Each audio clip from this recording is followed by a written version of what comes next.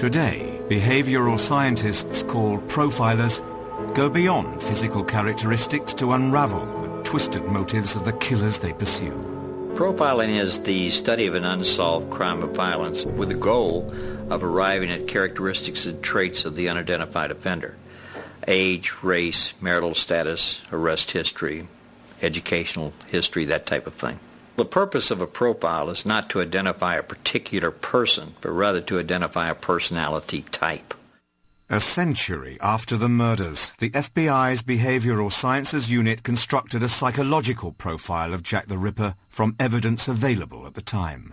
We had available to us the autopsy reports, photographs, crime scene sketches, a map of the area in which the crimes had occurred with the location of each of those crimes.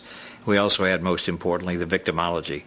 The people who were, in fact, the victims of Jack the Ripper, we had their history. They were all prostitutes. They were all derelicts, alcoholics. They all lived in the same vicinity. They were all mutilated in a very, very similar manner. If you accept this guy had a pathological hatred of women, maybe that is what he would take. That is what he would see as, you know, the thing that a woman's got and a man hasn't. So maybe he if he hates women that much, the uterus and the womb is the thing he will cut out, because that defines a woman. By mutilating the victim, he in a sense neuters her, he desexes her, and she's no longer something to fear. And he also has that opportunity to carry out all of his anger, which is primarily directed toward women. Jack the Ripper is motivated by anger and a sense of fear toward women. As vicious as his killings were, there's no evidence that the Ripper raped his victims. In order to be a sexual crime, one does not have to commit rape or any type of recognizable sexual assault. Jack the Ripper's crimes were sexually motivated. When we profiled Jack the Ripper, we profiled him as being an individual who was a white male, late 20s to mid-30s, an individual who was an inadequate person, an individual who was a loner, preferred his own company to the company of others. The FBI categorized the Ripper as a disorganized killer, one whose methods are erratic and impulsive. We thought that because of the locations where he committed 4 of the 5 crimes. They were outdoors, they were on the streets or in a courtyard, a very high-risk crime. In other words, whoever this person was almost oblivious to the risk. All the bodies were quickly discovered. So there's not a great deal of planning that went into those crimes. All of those things told us that we were not dealing with a rocket scientist in this case. We said that he lived right in that location. He was very, very comfortable with those crime scene locations. Very, very comfortable because, as I recall, in one case, a police officer walked by and saw the victim, came back 20 minutes later, and the victim was found dead at that same location. Others believe the Ripper fits the description of the organized offender, citing his ability to engage his victims, the consistency of his methods, and the fact that he left few clues.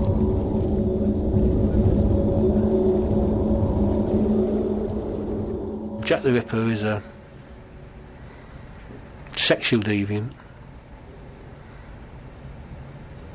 whose attacks become, to my mind, increasingly frenzied. He runs risks, but nobody actually sees him committing any of the crimes, despite the fact there are considerable numbers of people about on the night in question. In the end, however, profilers admit that theirs is an inexact science at best. Profiling is nothing more than an opinion of the individual preparing the profile. It's not a science, it's an art. November 9th, 1888. Over a month after the double event, an uneasy calm had settled on the Whitechapel district. Mary Jane Kelly, a young woman in her 20s, is seen by a witness leaving a pub with a man sometime around 3 a.m. She invites her companion inside her lodging house at 13 Miller's Court. Just before 4 a.m., 3 women living in the room above Kelly reported hearing a cry of murder. But it was hours before her fate was known. She was the 5th victim killed in 10 weeks, all of them murdered within a mile of each other. Mary Kelly was behind with a rent, and a landlord sent someone round to sort of ask her for the rent. And when the messenger didn't get any answer by knocking on the door, he went round to the side of the room where there was a broken window, pushed out the rags and newspaper, putting his hand through the glass, he pulled back the curtain, and then he saw the body of Mary Kelly.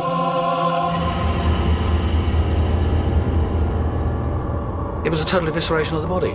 He'd severed the head from the body. He then skinned the face. He'd opened it from the throat to the groin, from the knee to the groin was opened up. A horrific sight, even for veteran detectives Abberline and Swanson. This was the Ripper's most vicious attack yet. In victim number 5, for the very first time, he had a private environment. The victim took him to her flat, and at that point in time, he was not going to be disturbed. So he could engage in every type of deviant, lustful desire that he had without the possibility of being disturbed and without any time constraints. From those sort of killings, once you've done one kind of rip and done one thing, then it gets no thrill for you. You've done it. So each rip gets worse than the one before to get the thrill and the sexual thrill out of it. Political pressures and the strain of the Ripper murders weighed heavily on Commissioner Warren. The day before Mary Kelly's killing, he resigned his position. Assistant Commissioner Robert Anderson remained on as supervisor with Detectives Swanson and Abberline investigating, but police efforts seemed hopelessly thwarted. In a desperate attempt to find Mary Kelly's killer, government authorities offered a pardon to anyone supplying information leading to the apprehension and conviction of the murderer. Now that indicates that they thought that more than one person was involved, or that somebody had information about it. It's a very odd move to make, to go to the Home Office and for the Home Secretary to issue a pardon in advance to a co-conspirator. The pardon offer went unanswered, and for weeks nothing happened. Then, the murders stopped. Just 3 months after Mary Kelly's death, the police reduced their patrols in Whitechapel. The interesting thing for me is the murders stop, but in less time than the time between 2 of the murders in the middle of a series, the whole inquiry has stood down. So I think the cops obviously knew something that we don't know. It was police policy not to release information about unsolved crimes or the progress of ongoing investigations. But as a result, it opened the door to many theories, some wildly far-fetched, about the identity of the Ripper. These theories started in 1888 and they've been going ever since. He's been an abortionist, he's been a female abortionist, Jill the Ripper. One of the more bizarre ones, quite recently, I find this really bizarre, is that of Lewis Carroll. The author of Alice in Wonderland has now been named as Jack the Ripper. And then, of course, in recent years, we've had a whole range of theories built around the British royal family in the person of Queen Victoria's grandson, the Duke of Clarence, who died within 4 years of the Ripper murders. The royal theory is in fact a theory involving the Freemasons, in that the Duke of Clarence, or as he was then the Prince Eddie, the son of the Prince of Wales, and heir presumptive to the throne, was involved in a liaison with a Catholic girl, which would obviously not be the thing for a member of the royal family to do.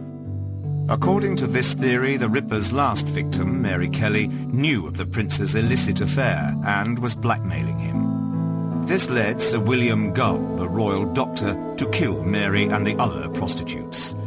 A Freemason, Gull then supposedly left the mutilated remains of Kelly and the others as an ancient ritual punishment for betraying government secrets. There was an account, a Masonic account, of the punishment by the biblical King Solomon of the 3 Jews who are said to have murdered his master mason who built his Temple of Solomon in Jerusalem. And according to this Masonic account, these 3 Jews were punished by the biblical King Solomon by having their throats cut, their breasts burst open, and their bodies scattered. And in the Masonic references to those 3 Jews, the word Jews was spelled J-U-W-E-S, exactly as it was written in this doorway over here. So how Eddowes died, and the spelling of the word Jews, that is what has led to the suggestion that the murderer was either a Freemason or knew something about Freemasonry.